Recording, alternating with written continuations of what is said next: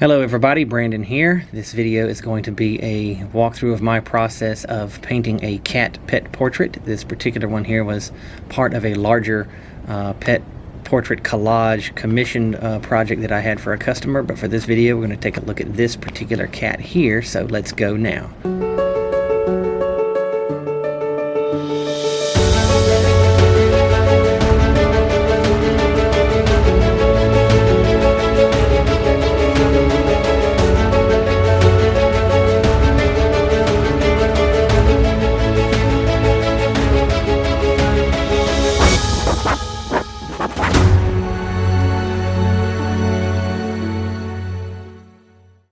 Alright, I've got my pencil sketch laid in here of these particular pets I'm going to be doing. It's going to be two cats and a bird ultimately on this layout. I'll show you a source photo of what the customer provided.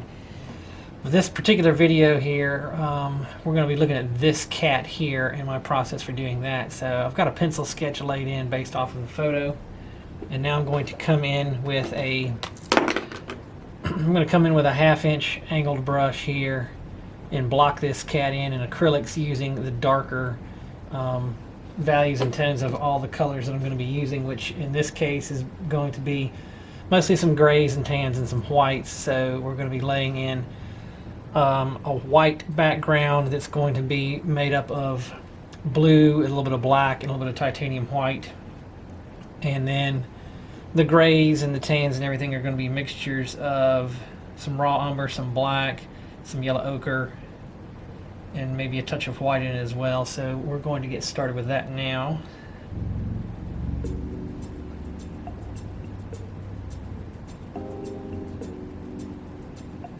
And if you have seen any of my other pet portraits that I've done, mostly dog commissions, or any of the animals and wildlife that I have done here on my channel, you'll see this is a very similar process that what I've done on any of those. Now again, this was the first time I've ever painted a cat, so the subject matter here is certainly a new one for me, but the process of painting an animal in general is something that I've definitely gotten a little more comfortable with, that I've been doing.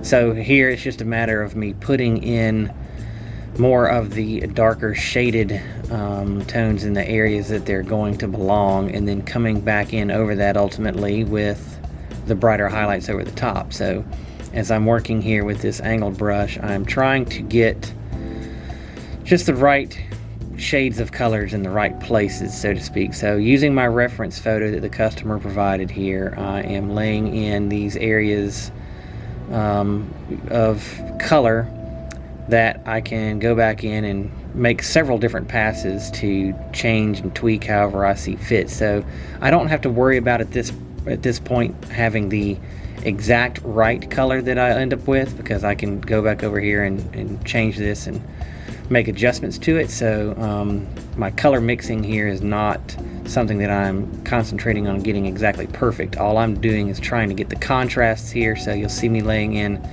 lighter areas next to these darkers, particularly here around the face. So I'm just trying to capture the areas that definitely have those darker places and those lighter places properly, and then I can go back in and change the colors as need be. So this first pass is very loose in the brushwork, just trying to get the general feel for where everything is going to end up.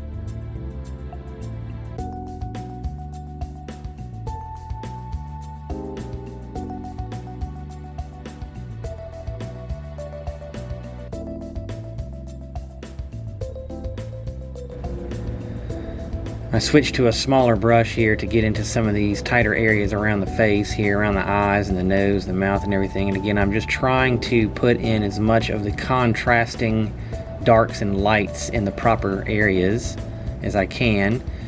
I started to make a few color adjustments here. Once I get more color on the face, I can tell that, you know, some of these need to be adjusted slightly, so I start to change things up a little bit. Just helps me out in the long run once I start doing my detailing pass. But again, that's all I'm trying to accomplish here, is get the proper contrasting colors in the right places, and we can always go back and make adjustments to our overall colors once we've got everything in place.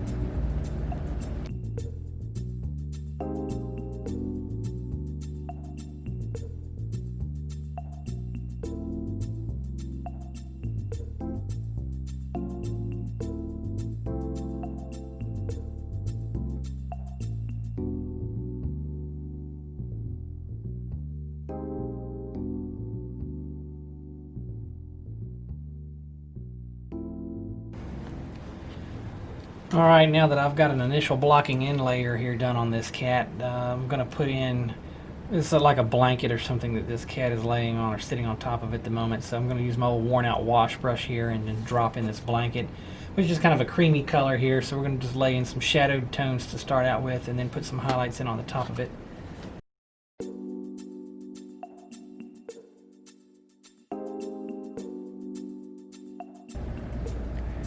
Now this blanket, or whatever this cat is sitting on, was pretty simple. Just laying in a dark tone and then coming back in and brightening up some areas that give you the impression of, you know, places on this blanket that are catching a little more of the light. So you get a little bit of a idea that there's something here that's got some folds and some undulations to it that this cat is sitting on.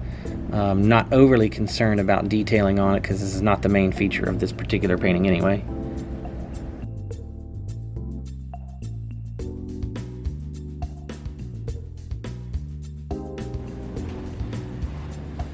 Now I'm going to come back in on the cat with my 1/2-inch angled brush again that I started with blocking in layer, and just start to refine the colors a little bit and clean up the areas and fill in the gaps, cover up the spaces that I don't have any color in already, and just start to fine tune it a little bit. And then the final pass will be the final detailing layer. So I'm going to get started again with this. So this pass here is where I really try to start to work on getting the colors right. So the source photo that this customer provided me with had obviously some light coming in from the left side here. So areas of that side of the cat were a little brighter and warmer than the side on the right here. So the right here was much cooler in tone, shaded.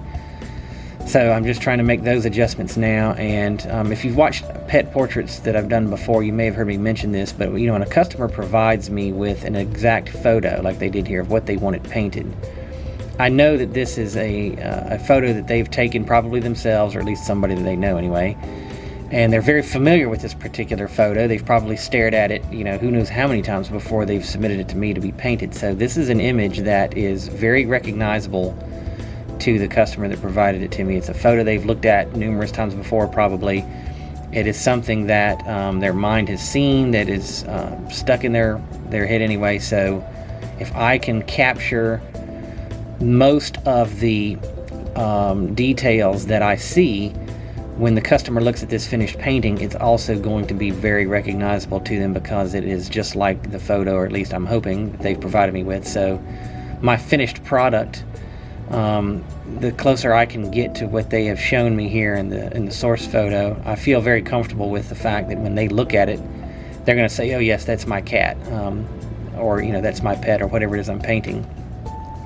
So I just try to color match as best I can, get the contrasting and the shades in the right area the best I can, because little details like, you know, where's the light source coming from in this particular photo, they probably don't pay any attention to that when they're just looking at a picture of their cat. But they've looked at this picture enough to recognize when they see this that yes, it looks just like the picture did. And they don't necessarily know why it looks like the picture, but part of it is because, you know, you've paid attention to where the light source was coming from, and you've put the highlights in those areas that are catching the most light, and you've kept your dark areas in the areas that are in the shade or not catching the most light. And that instantly makes that image recognizable again to them because they have looked at that source photo however many times before. So paying attention to things like that, where the light source is coming from, are just extra things that I try to capture in the painting so that it is, again, very recognizable to them. With my color mixes here, it's just a matter of adding and subtracting some browns and some reds and some yellows, trying to get an overall feel for the proper color of this cat. And there's one of those deals that, depending on what kind of lighting you take the picture under, the coloration of this cat, I'm sure, varies a little bit, whether you're under bright warm lights or cooler lights, white light kind of deal. So I'm just trying to get it as close to I can to the reference photo. Alright, so I have finished up most of my blocking in and filling in my areas with my 1/2-inch angled brush. So now I'm going to move to a little small. I've got a little size 4 here. It's basically a size 4 Filbert brush. Just a small tapered end to it that I can get in here and do a little bit of detailing with. So I'm going to start with that now to get into these tighter areas and continue to detail this out before I ultimately end up probably with a liner brush to do the final step. So we're going to get started with that now. The detailing layer really just starts with using a smaller brush for the most part here on the face, because you got to get into little tighter spaces and you got to do a little finer brush work and make smaller lines and smaller adjustments. So switching to the little number 4 kind of Filbert type brush here is what I'm using to get into these areas and make some adjustments, tighten up some of the sharp edges and lines around the mouth and nose, and then make any color adjustments that I feel like I need to make as well, and start layering in little bits of highlights, paying attention again to the brighter areas that are catching the light to put the most highlight in, and just making small adjustments and stepping back from it and looking at it, and then coming back in and making more adjustments until I'm happy with the finished product.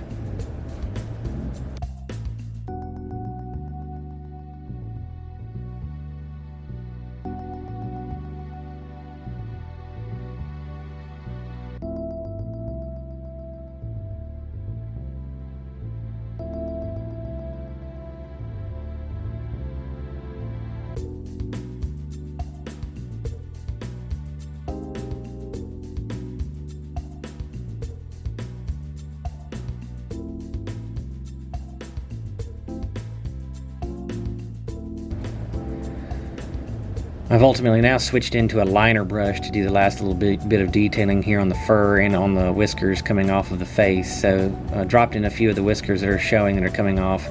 Now moving into some of the fur details, just making some individual highlight marks in the fur, just to give an overall impression that yes, there is some hair and some fur here hanging off the front end of this cat that you can see individual pieces of. It just adds to the overall realism.